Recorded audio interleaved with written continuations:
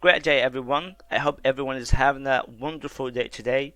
For today's video, I'm going to be showing you here a metric that I have designed to simply calculate the cost per hire so that it helps big time with the recruitment process for each and every company. Now, before we get into the video, I would just love to explain what is the cost per hire and why is it important. Simply, the cost per hire is the average amount of money that you do pay making a hire, and it's extremely important to calculate the cost per hire because it helps you when you are creating or tracking your recruitment budget. For the metric that I have designed today, it simply shows you the amount of money that you do pay for the internal expenses, external expenses, and also how much you have hired, and then it calculates it automatically. I'm gonna go through two different categories here so that it could explain it big time to you. Now, for the first thing here, we can see it's the external expenses. External expenses could be the recruitment team salary, the hiring documents, or it could be anything really that you do spend internally within either your team or within the company itself that you are working in.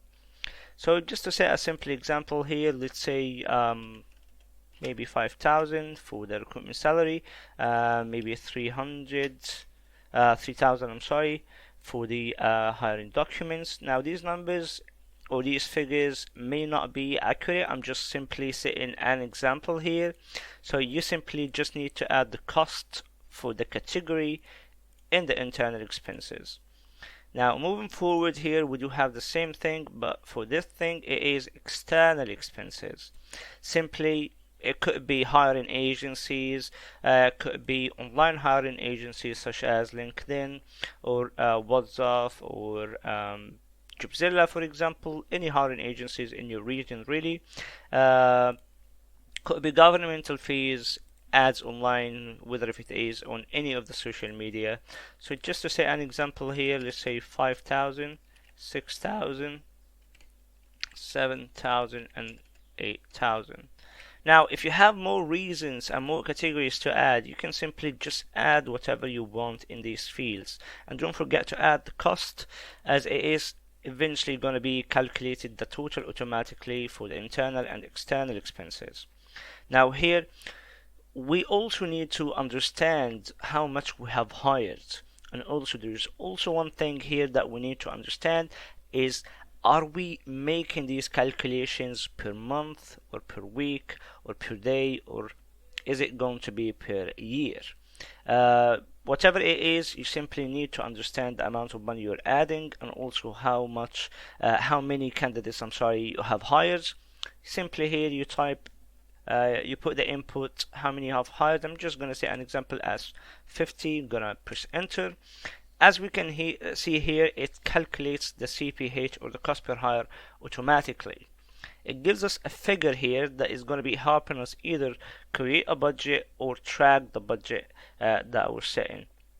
There's also one more thing that I have added here to the metric. I've added the table, to let us know what amount of money we have spent on an average for each and every month, so that we could be able to have good insights where we're going and where we're standing.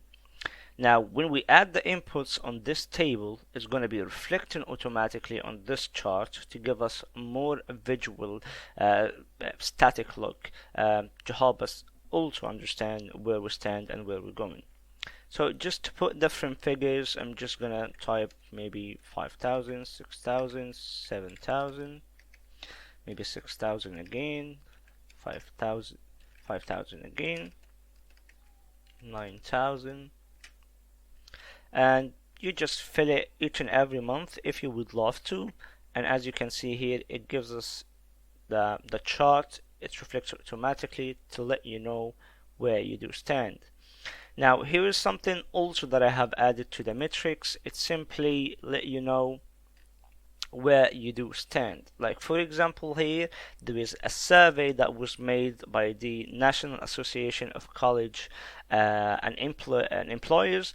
It gives you the average amount of money that is per hire Simply they said it is approximately $6,000. Now it really depends on your region where you pay your employees per dollars or whatever the currency you're paying them in. So I simply added a color scale to the result. Let's say, for example, if you paid that amount of money and you hired 50, that would be the average. But let's say we hired only like 10 people per month.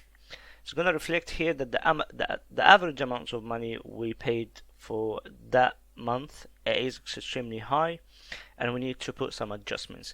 Now the color scale here is based on the survey that was made by the National Association of Colleges and Employers. To some people it does make sense, to some other people they don't really care about the survey that was made, so it simply comes back to you. That's it for today's videos, guys. I hope you enjoyed it. I hope this is informative to some of you, and see you in the upcoming videos.